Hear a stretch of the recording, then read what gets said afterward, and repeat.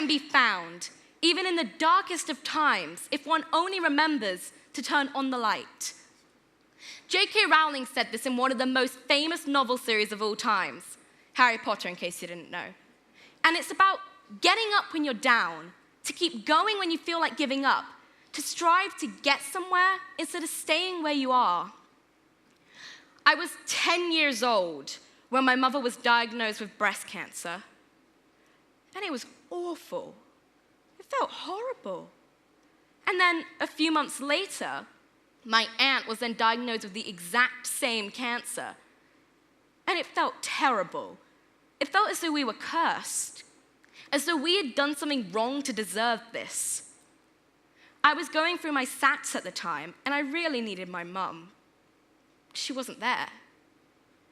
I remember visiting the school that I actually go to now and just seeing the amazing building, the spiraling staircase, the brilliant facilities, and just thinking, my mum would love this.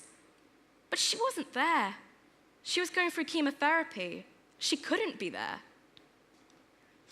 And I could have spiraled down into a darkness that I might not have gotten out of. But my mum refused to. She adamantly refused to let this disease get the best of her.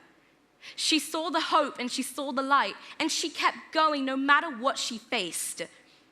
I'd come home some days after she'd had like a week of chemotherapy, and she'd be cooking, because that is the type of woman she is.